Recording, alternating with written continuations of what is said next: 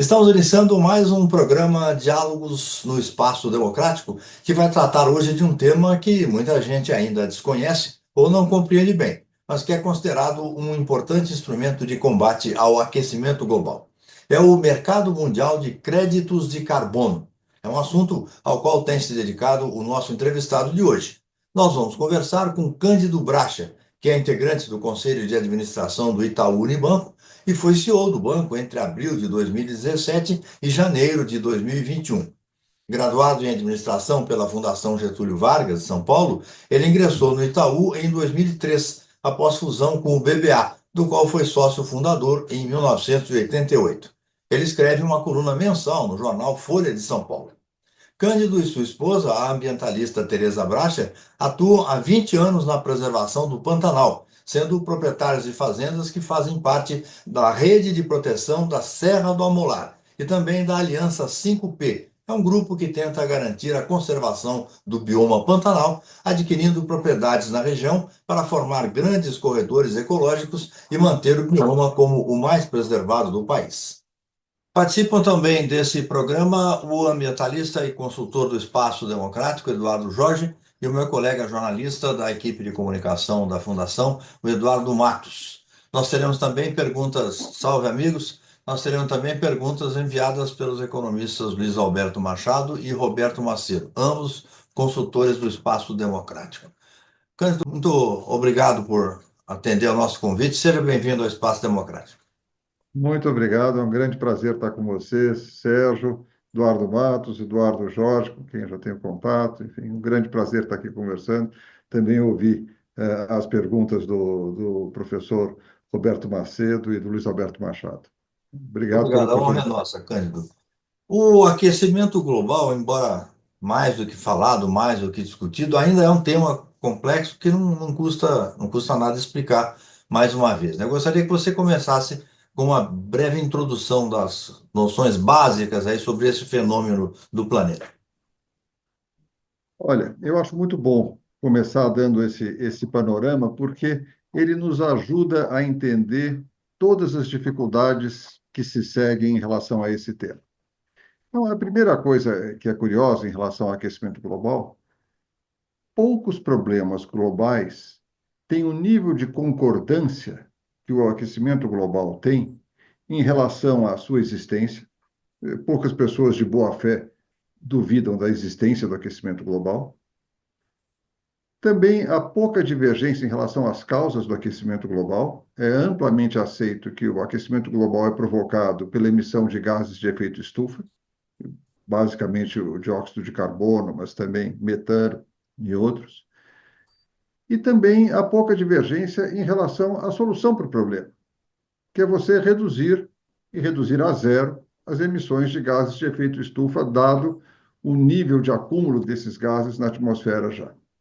Então, nós estamos falando de um problema onde há consenso em relação à sua existência, em relação às suas causas e em relação à sua solução. No entanto, esse é o maior problema que o mundo enfrentará nas próximas décadas, provavelmente nesse século. E apesar desse grande consenso, o progresso na direção de uma solução é muito lento, quase inexistente até agora, tanto que as emissões continuam aumentando. Por que isso? Por que esse progresso é tão lento? Eu tenho a impressão que isso tem a ver com a natureza do problema. O aquecimento global é um problema cuja natureza se enquadra no que em economista, do que em economia se chama a tragédia dos bens comuns, the tragedy of the commons, em inglês.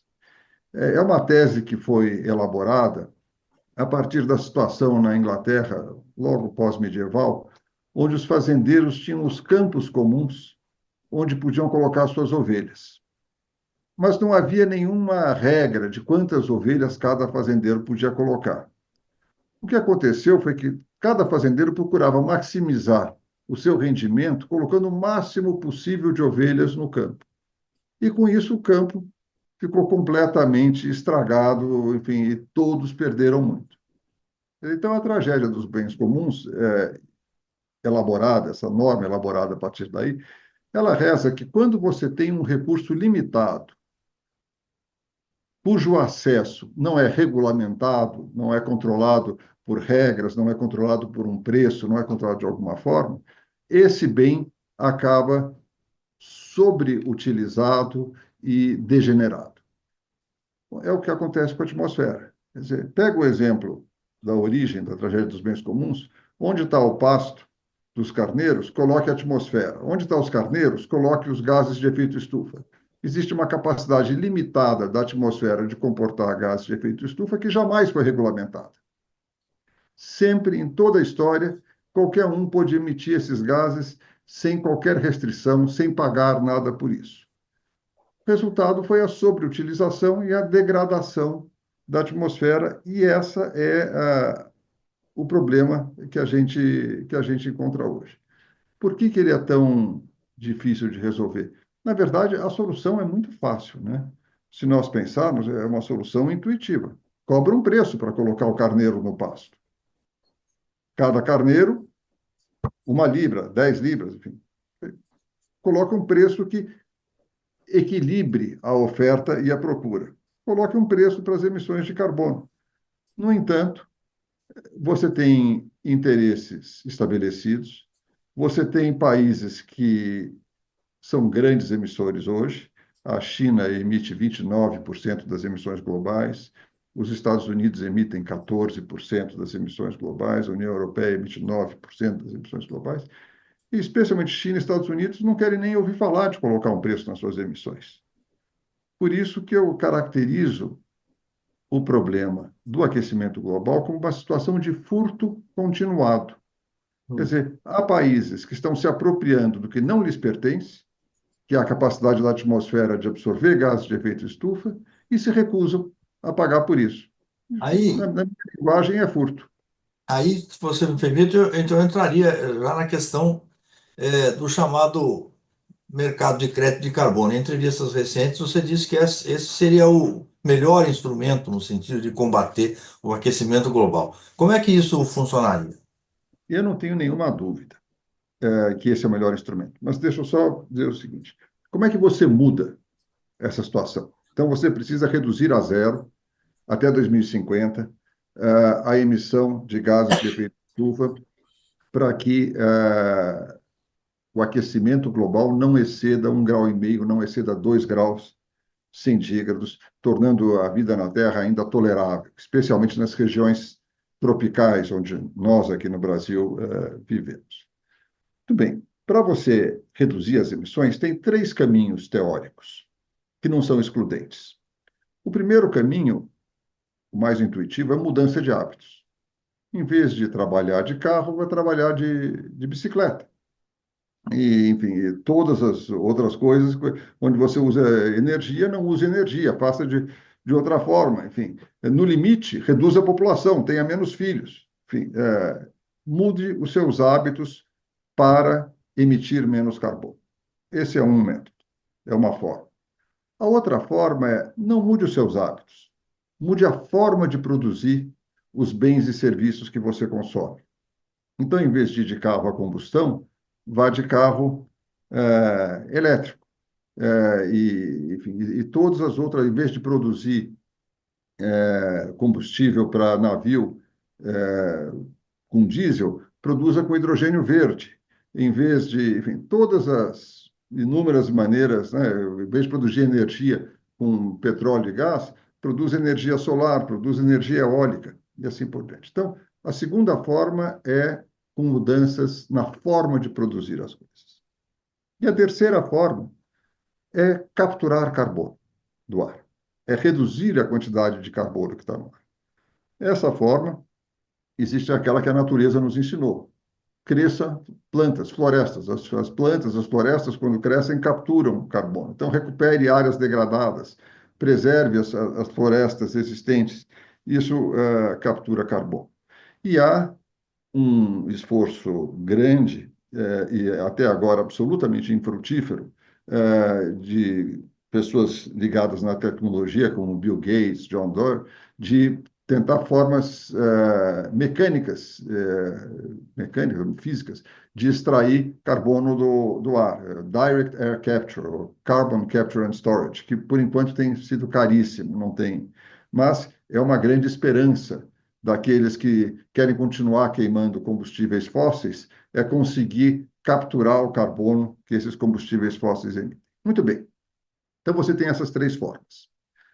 Especialmente a que todo mundo prefere é a mudança tecnológica. Ninguém gosta de mudar seus hábitos. A captura pelas florestas é limitada, assim, a gente faz as contas, não dá para imaginar que mais do que 10% do que precisa ser reduzido possa ser reduzido através dessa captura. Então, o grande, enfim, o grande segredo, a grande arma estratégica é a mudança de tecnologia. Muito bem. As novas tecnologias, quando elas surgem, elas não são econômicas. Elas são caras, elas precisam ganhar escala para se tornar econômicas. Agora, a energia eólica, a energia solar se tornam competitivas, mas durante muito tempo não foram. E assim, então você precisa ajudar essas tecnologias a se tornarem competitivas mais depressa. Como você faz isso? Onerando a tecnologia antiga, o combustível fóssil e tal, e estimulando essa nova tecnologia. A forma melhor que conheço de fazer isso é através do mercado. Coloque um preço, meça corretamente todas as emissões de carbono e cobre um preço. Cobre $20 por tonelada, $30 por tonelada emitida, remunere em $30 por tonelada capturada a captura de carbono. Dessa forma, todo mundo estará estimulado a emitir menos carbono e a usar tecnologias que substituam tecnologias que emitem mais, que emitam mais carbono. Se eu puder avançar um pouco nesse tema, existe uma solução que eu acho francamente genial a respeito disso. Essa solução chama-se Global Carbon Incentive e foi proposta pelo Raghuram Rajan. Raghuram Rajan foi economista-chefe do Banco Mundial, foi presidente do Banco Central da Índia, é um dos economistas mais conceituados hoje em dia ainda. E o raciocínio dele é de uma simplicidade meridiana. Olha, o mundo emite, naquela época, 50 bilhões de toneladas de carbono por ano. O mundo tem 8 bilhões de habitantes. Portanto, cada habitante emite, em média, 6 e pouca toneladas por ano. Vamos fazer o seguinte: aqueles países onde a emissão per capita for superior a 6 e pouco toneladas por ano, multipliquem o quanto excede essas 6 e pouco pela sua população, multiplique isso por um preço de carbono, vamos dizer $20, deposita anualmente num fundo global. Os países que emitem abaixo fazem a mesma conta e retiram, sacam desse fundo global. Matematicamente, o fundo termina o ano zerado, porque, como tudo regride à média, e dessa forma, os países todos do mundo inteiro estarão igualmente estimulados a emitir menos carbono. Uns porque querem pagar menos, outros porque querem receber mais. Sendo que você respeita a autonomia dos países de decidir como eles vão reduzir as suas emissões. Você não diz para a Índia, olha, fecha as suas usinas a carvão. Você não, você deixa cada um distribuir esse ônus e os bônus naqueles que recebem dinheiro da melhor maneira, da maneira como as suas políticas internas decidirem. Agora, eu fico espantado porque parece uma solução engenhosa, não tão complicada de ser posta em prática, se houver um acordo entre as nações do mundo. No entanto, é muito pouco conhecida, porque não há nenhum interesse em divulgar. Quer dizer, quando você fala disso nos meios diplomáticos internacionais, é, enfim, as pessoas têm pena da sua ingenuidade, de achar que o mundo vai adotar uma solução assim. Perfeito. Eduardo Jorge? Cândido Baixo, boa tarde. Aqui, eu sou bem otimista em relação a essa questão da mudança que a ONU propôs no encontro de 1992 em relação aos hábitos, a transição energética e a captação também. Na verdade, isso começou com aquele encontro, aquele grande encontro que é organizado no Rio de Janeiro, em 1992, que foi o maior encontro dos encontros temáticos da ONU. Se você analisar que nós estamos apenas em 2025, é um tempo muito pequeno para que uma mudança tão grande que mexe com a revolução industrial, né? Toda a revolução, todo o capitalismo, o socialismo, como eles se comportaram durante 200, 300 anos, cair plenamente na consciência de todos, seja uma dona de casa, seja um primeiro-ministro do Canadá. E isso a ONU conseguiu. Você fala bem que não houve ainda, os avanços não foram suficientes, é verdade, mas o mundo caminha na direção de fazer esse processo de mudança. O ritmo, como você fala muito bem, não é suficiente, mas o caminho está apontado, e a consciência desse problema, que quando foi apresentado em 1992, quase ninguém acreditou nem que existisse. Hoje é uma coisa, como você falou, somente pessoas muito desinformadas, algumas de má fé, outras acham que não é verdade, não é necessário agir de alguma forma. Essa questão do mercado do crédito de carbono, que você coloca e aponta como um elemento muito importante, já foi tentado, inclusive, nesse caminho, nesse processo. No protocolo de Kyoto, havia o chamado MDL, que, aliás, foi uma sugestão do Brasil lá no final dos anos 90, e esse o mecanismo de desenvolvimento limpo perdurou de um certo tempo. O Rondino lembra que aqui em São Paulo, na gestão do prefeito, então, Gilberto Kassab, que substituiu, continua a gestão do José Serra, a cidade de São Paulo usou o MDL porque os dois grandes aterros sanitários sob o comando da prefeitura foi determinada a captação de todo aquele metano, aquilo gerou energia em duas grandes usinas para 600 mil pessoas, e pelo MDL, ainda do protocolo de Kyoto, essa redução de emissões foi reconhecida pela ONU e São Paulo vendeu na Bolsa de Valores. A Suíça e a Holanda compraram, porque tinham metas obrigatórias na época, e o prefeito colocou esse dinheiro no Fundo Municipal do Meio Ambiente, e a Secretaria do Meio Ambiente ajudou a Secretaria de Transporte a resgatar e recuperar os ônibus elétricos de trólebus que estavam completamente abandonados. Não tinha manutenção, não tinha geração de energia, estava completamente... Todo o dinheiro do MDL, que São Paulo vendeu, foi usado para retomar a eletrificação do transporte público de São Paulo. Até reativou a produção de trólebus no Brasil. Foi a partir disso, do MDL, que a Prefeitura de São Paulo. Pouca gente conhece isso, sabe disso. De certa forma, pode ser que, pergunto a você, essa nova fórmula que os impostos da ONU chegaram, mais recentemente, agora no Azerbaijão, é, de certa forma, um MDL muito mais amplo, né? Em uma escala muito mais universal, a sua possibilidade de utilização.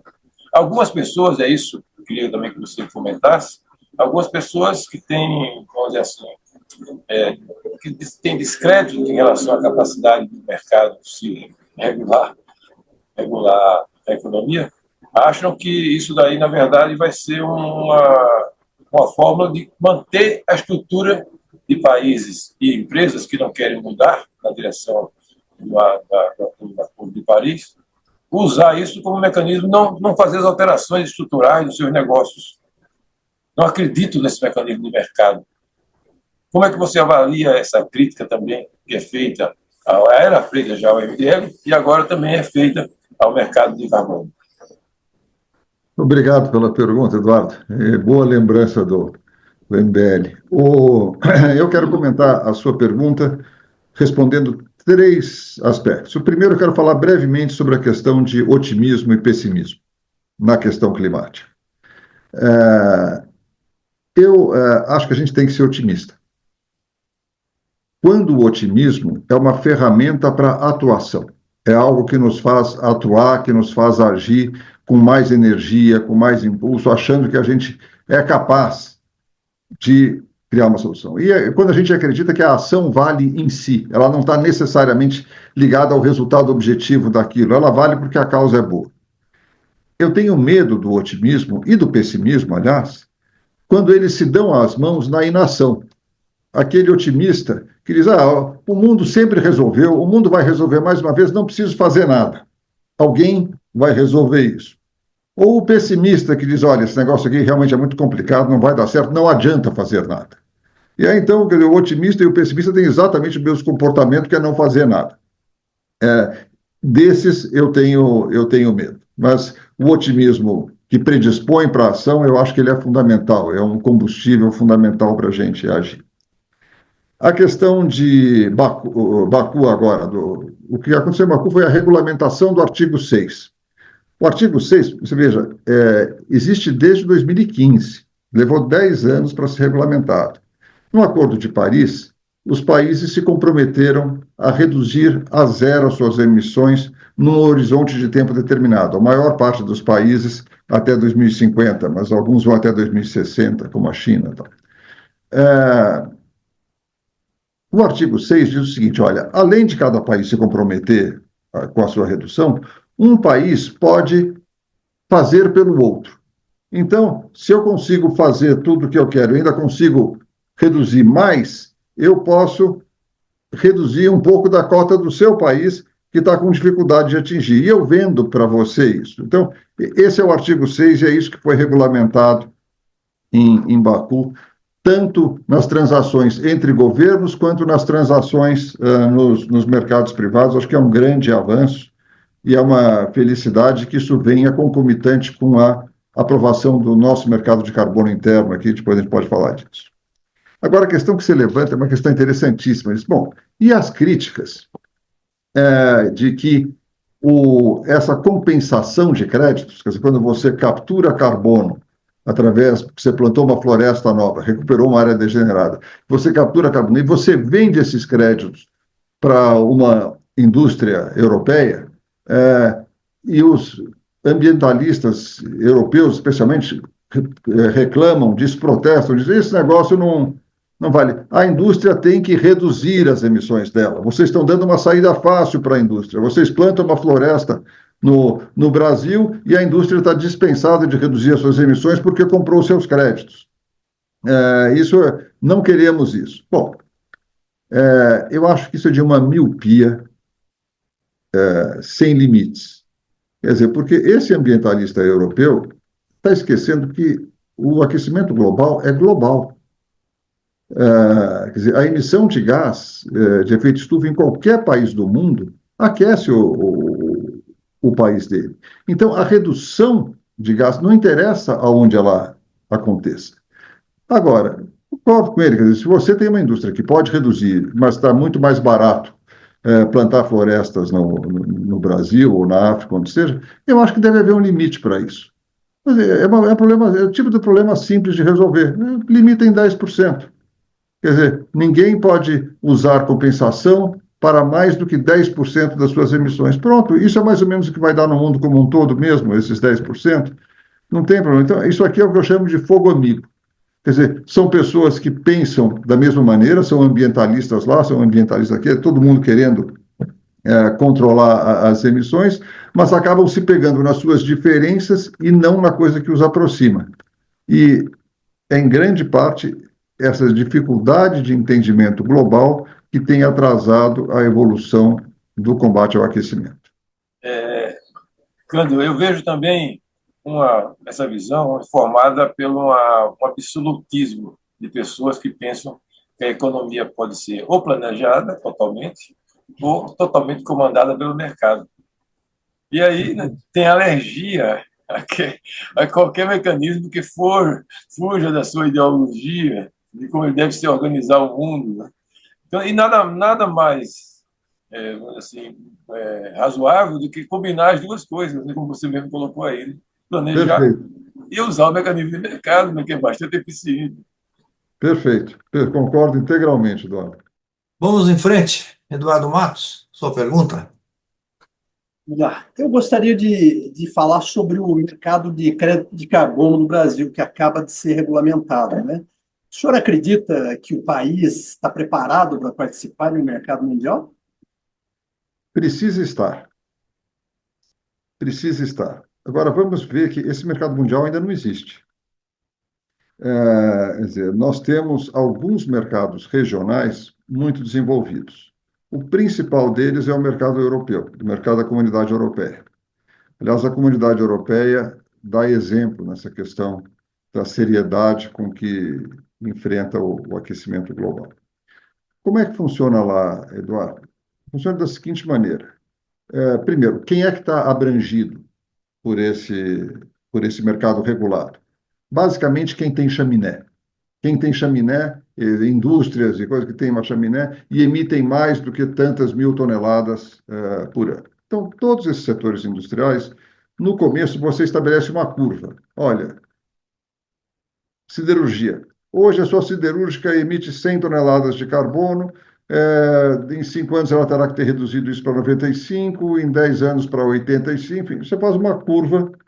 Essa curva é negociada no começo, é estabelecida pela autoridade para todos os setores industriais, para cada indústria individualmente. Então, isso é um compromisso dessas indústrias de reduzirem as suas emissões, ou compensarem, como a gente estava falando agora há pouco. Mas tem que compensar internamente, eu já explico isso. Então, essas indústrias começam a fazer isso, se empenham na redução. Se elas conseguem reduzir além da sua meta, elas ficam com um crédito da diferença. Se eu tinha que chegar a 90, cheguei a 88, eu tenho um crédito de 2.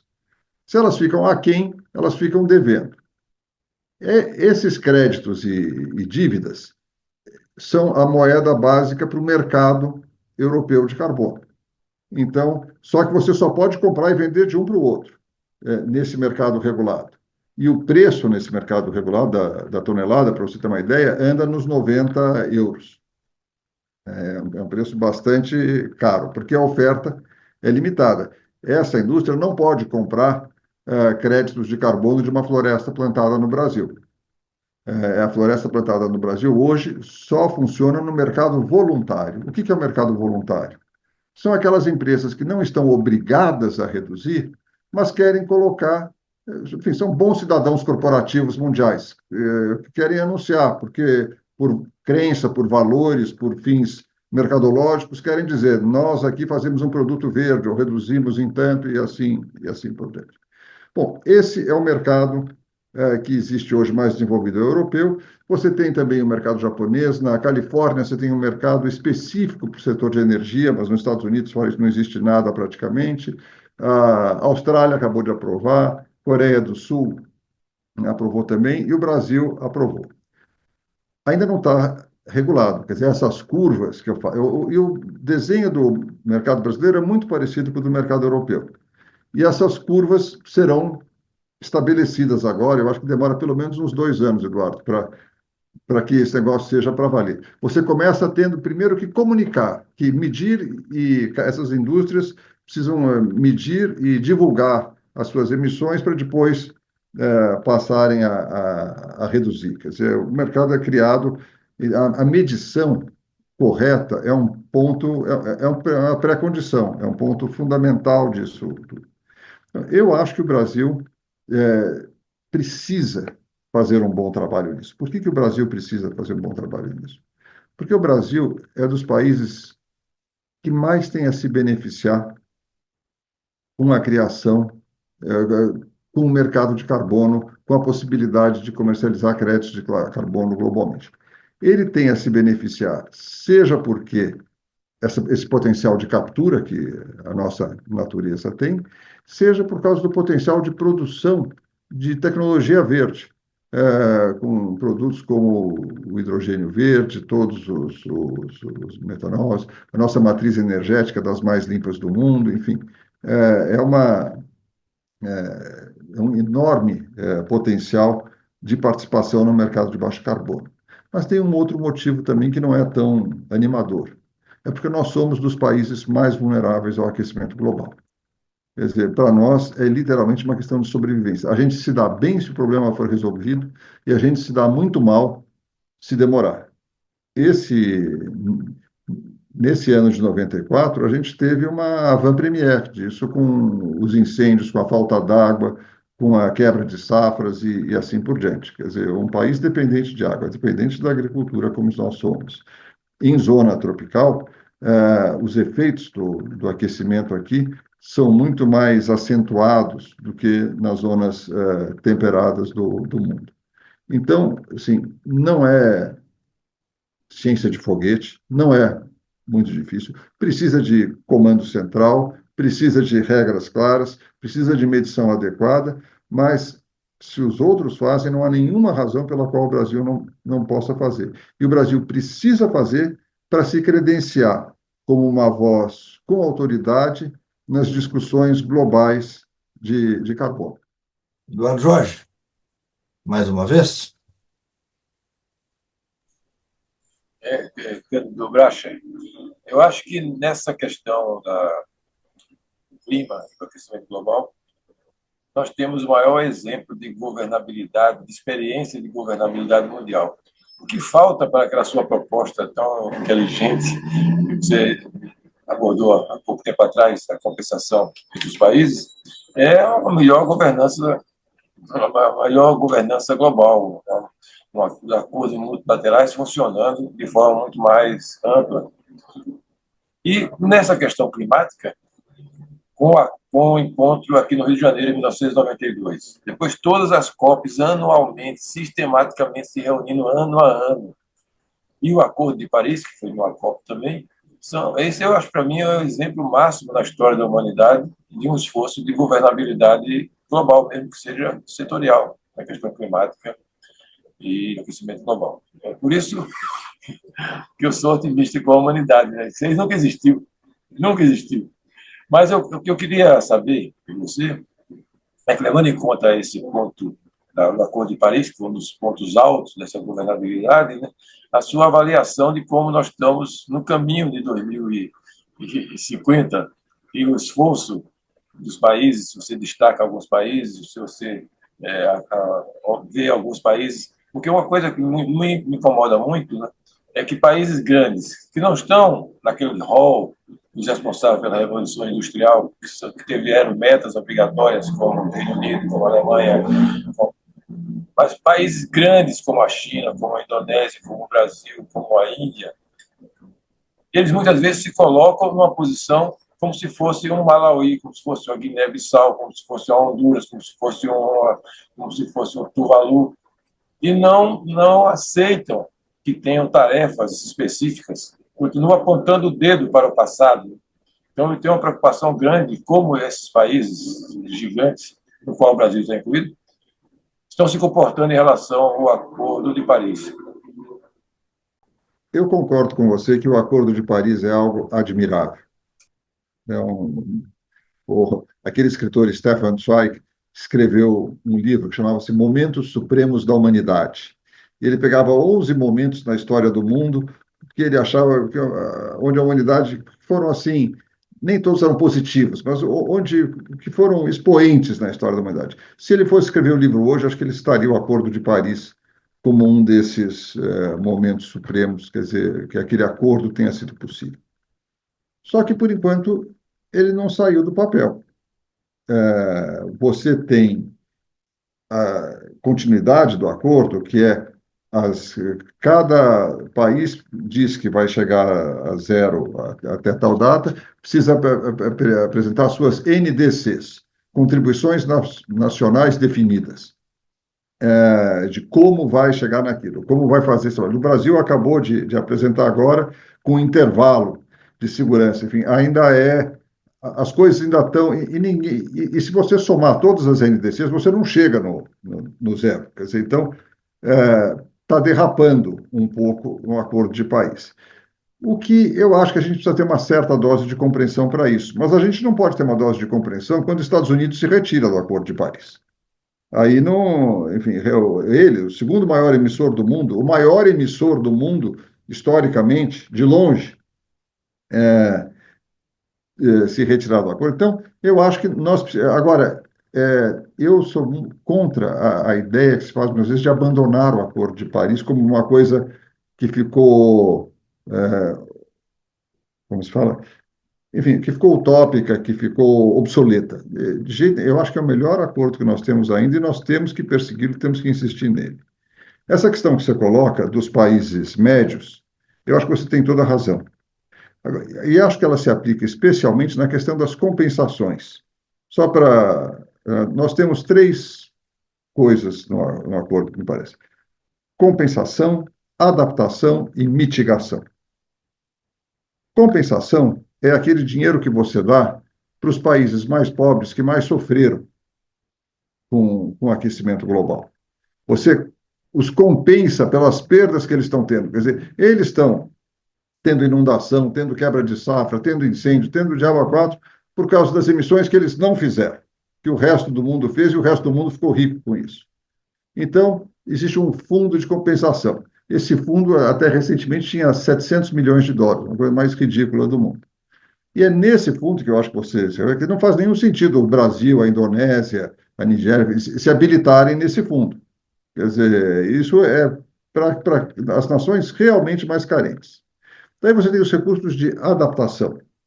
Adaptação é absolutamente necessária. Adaptação, por exemplo, é você pegar no caso de Porto Alegre, como é que você se adapta ao risco das enchentes? Você precisa, por exemplo, mudar bairros inteiros de regiões, você precisa construir dique, você precisa. Enfim, isso são coisas que você investe. Esses investimentos em si mesmos não reduzem o aquecimento global, mas eles facilitam que você suporte as consequências do aquecimento global. Se só tiver investimento em adaptação, a gente está perdido, porque o problema vai se agravar cada vez mais.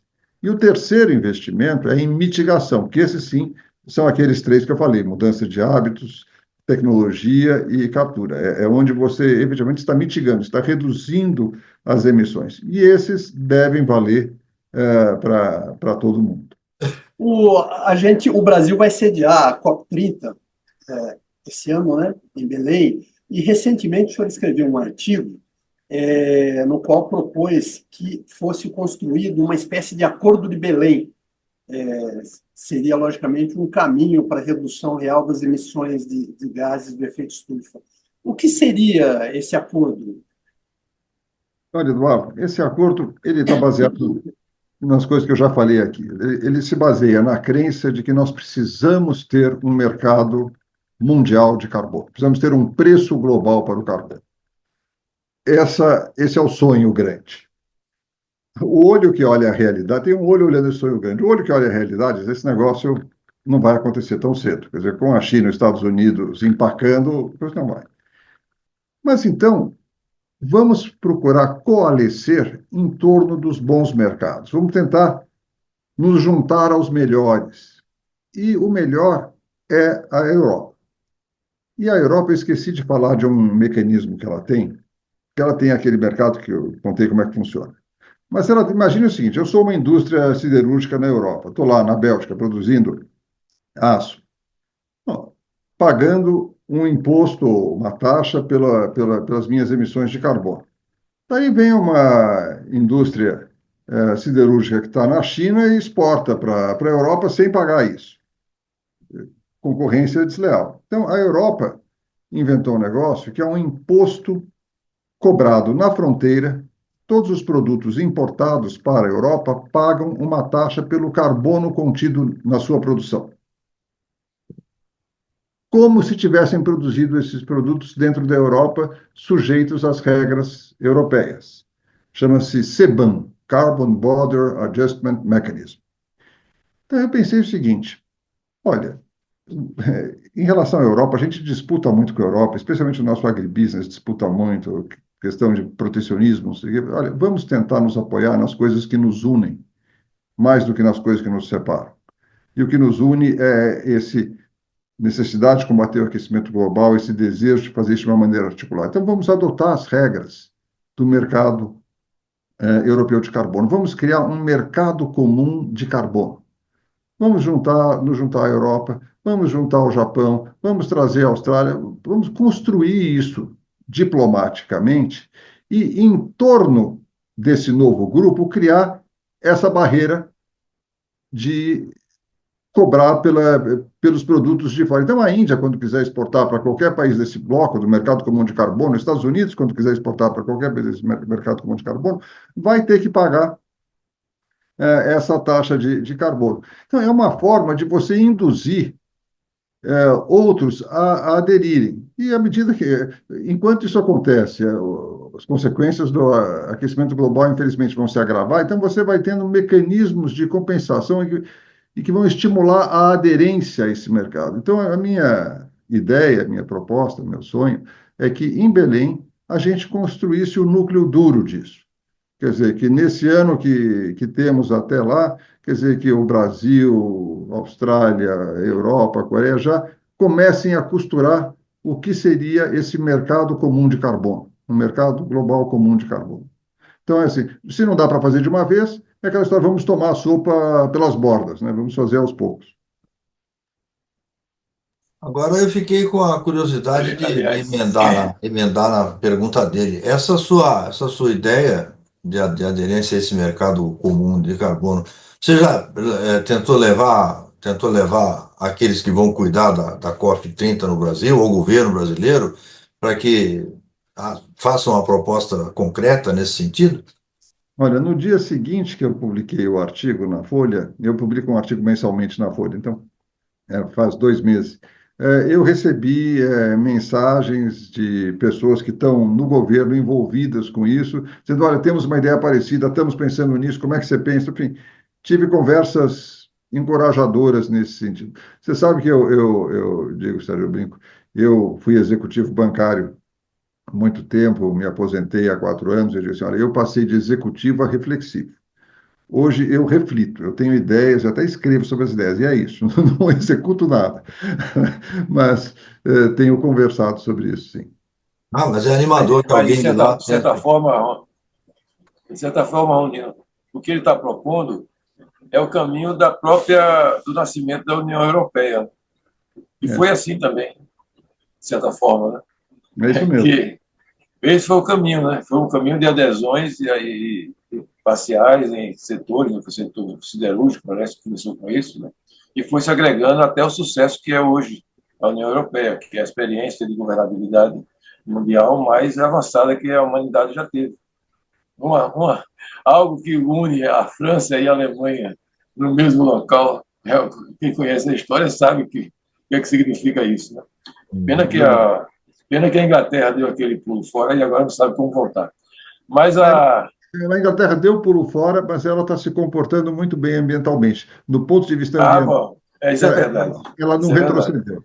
É verdade. Agora, então, isso é uma ideia muito boa e seria muito facilitada se o Mercosul e a União Europeia se entendessem de uma vez por todas, né? Ah, não Você tem dúvida. Aí você já Não, teria um mega mercado comum em andamento, né? não tem dúvida. Eu acho que essa aprovação, pelo menos parcial, que aconteceu até agora, é um bom agouro para isso. Muito bom. Cândido, eu quero colocar agora para nós a pergunta do economista Luiz Alberto Machado, nosso consultor, que ele nos enviou. Vamos ver. Cândido, muitos especialistas afirmam que o Brasil tem tudo para se transformar em protagonista em questões como mudança climática e aquecimento global, nas quais se insere o mercado de crédito de carbono. No entanto, muitos analistas acreditam que para que isso ocorra, será necessário um esforço integrado do governo, do empresariado, das ONGs, com amplo apoio da sociedade civil. Você concorda com os dois diagnósticos? Olha, concordo integralmente. Quer dizer, com o potencial do Brasil de se destacar no ciclo de baixo carbono, quer dizer, nesse ciclo econômico, onde você valoriza a produção de bens com baixa emissão de carbono. Agora, concordo que isso não acontece sozinho, isso precisa de uma articulação da sociedade toda, coordenada pelo governo, para acontecer. O nosso potencial de nos diferenciarmos nisso, ele não vem como nos Estados Unidos, por exemplo, através do Inflation Reduction Act, das grandes inovações tecnológicas, das grandes invenções que podem ser feitas, ou mesmo na Europa. Quer dizer, aqui nós não tivemos ainda grandes invenções, mas eles vêm da execução da melhor tecnologia desenvolvida no mundo e algumas coisas. Então, quer dizer, a capacidade do Brasil, isso deixando de lado já aquilo que nós já falamos da capacidade de capturar carbono através da nossa natureza.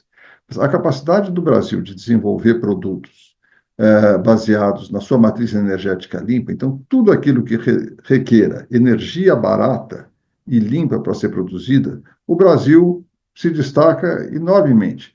O Brasil tem energia hidráulica, tem energia eólica e tem potencial de energia solar entre os maiores do mundo para fazer isso. E já mostrou que desenvolve tecnologia, quer dizer, que é capaz de adaptar as tecnologias, adaptar as grandes descobertas para produzir isso. Agora, do mercado de carbono, nós já falamos. Mas hoje, no Brasil, Luiz Alberto, existem 11 ministérios dando palpite na questão climática. E cada um deles tem alguma coisa a ver com isso. Mas se você não tiver uma coordenação central, você tá perdido. Eu fico pensando, é como na guerra. Quer dizer, quando um país está em guerra, você tem uma autoridade central tomando as decisões relativas à guerra e demandando da economia, demandando da indústria, demandando, enfim, dos trabalhadores, aquilo que é necessário porque você tem uma prioridade grande, que é a questão da guerra naquele momento. Na questão climática, essa é a nossa guerra hoje. Nós temos muito a perder se não fizermos nada e temos muito a ganhar se nos disciplinarmos. Mas a gente precisa de uma autoridade central climática. Quer dizer, com a forma dispersa como estão os nossos esforços hoje, a gente está derrapando muito. Eu tenho impressão, o empresariado, todas as conversas que eu tenho tido, tem demonstrado disposição e preocupação com o tema. Mesmo no agro, que costuma ser apontado como um vilão nessa história, isso é uma minoria do agro. Enfim, a grande maioria compreende o problema, tem skin in the game, quer dizer, tem coisa a perder, porque tem restrição para as exportações brasileiras em função de desmatamento, etc. e tal.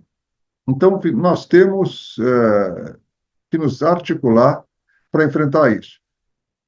É dito, e é verdade, quer dizer, mais de 40% das nossas emissões advêm do desmatamento. Mas o desmatamento não é uma questão de polícia só.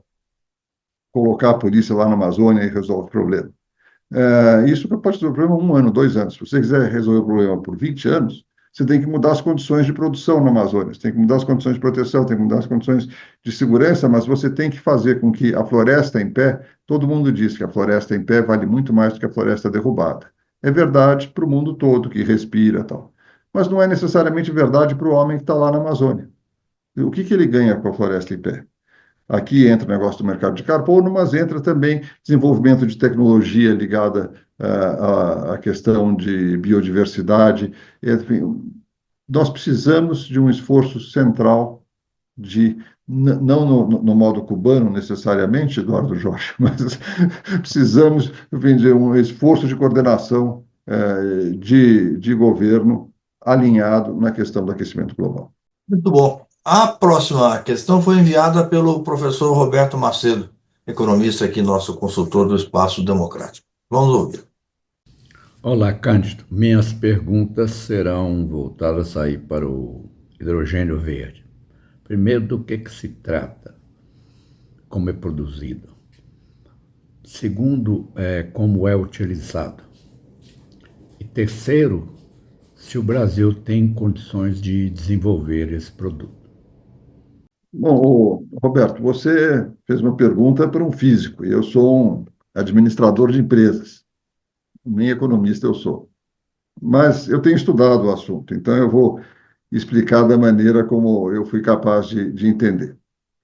O hidrogênio verde é o hidrogênio que é produzido a partir de eletricidade limpa.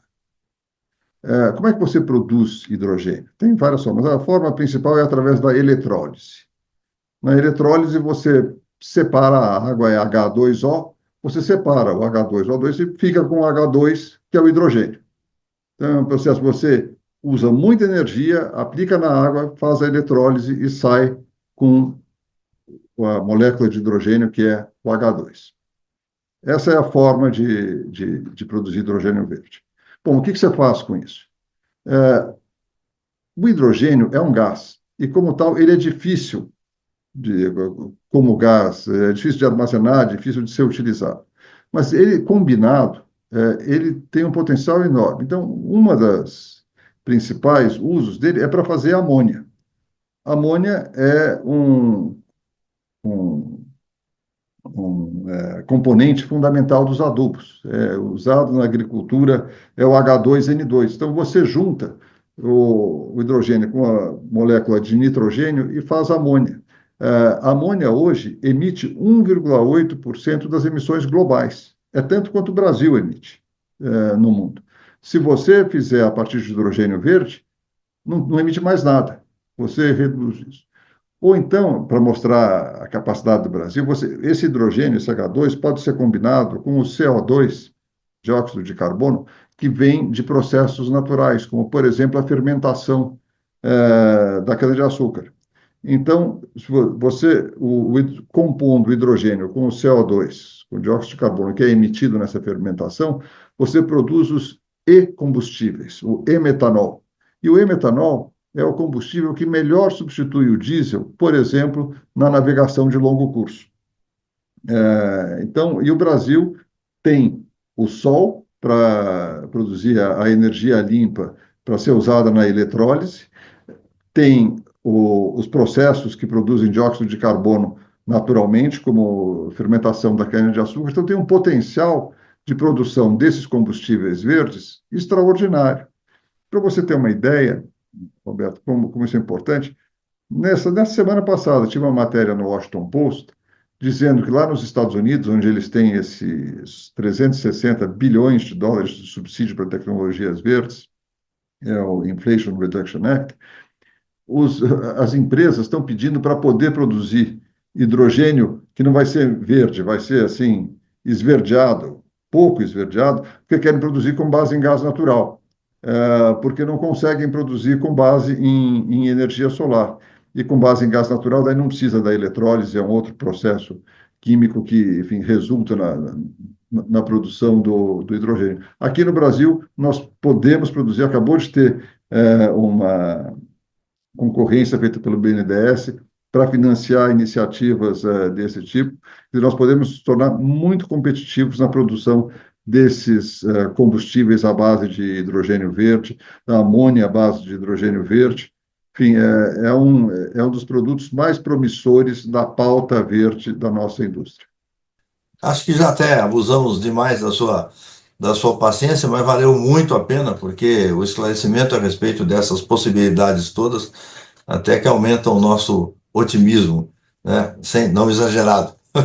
Não exagerado, não aquele a que você se referiu. Quero agradecer demais a sua gentileza de nos atender aqui no Espaço Democrático. Quero agradecer também ao Eduardo Matos e ao Eduardo Jorge pela bondade de me ajudar aqui nessa conversa com o Cândido Bracho e deixar um espaçozinho final para você dar o seu recado, se assim preferir. Muito obrigado. Enfim, é um enorme prazer e é uma honra poder falar aqui para vocês. Quer dizer, eu acho que tem certas coisas que são grandes desafios da humanidade, que o que a gente pode fazer é alertar, procurar dar a nossa contribuição, e cada um de nós pode fazer alguma coisa. Nem que seja apenas escolher escolher para nossos governantes pessoas comprometidas com essa pauta, que é uma pauta fundamental, talvez não tanto para os da nossa geração. A gente vai passar calor, a gente vai passar algum aperto e tal, mas para os nossos filhos, para os nossos netos, enfim, que não votam ainda, bom, os filhos já votam, mas os netos não votam. Enfim, vão ter, precisa de quem os defenda. Então, eu acho que é fundamental que a gente esteja consciente disso, porque as consequências podem ser muito graves se formos displicentes nessa obrigação, mas podem ser extraordinariamente boas se formos aplicados nessa batalha. E a gente espera, dentro das nossas limitações, poder colaborar ao máximo na divulgação dessas suas ideias que são importantes para o país e para o planeta. Obrigado mais uma vez a todos e quero agradecer especialmente a você que acompanhou mais esse programa Diálogos no Espaço Democrático. Até o próximo.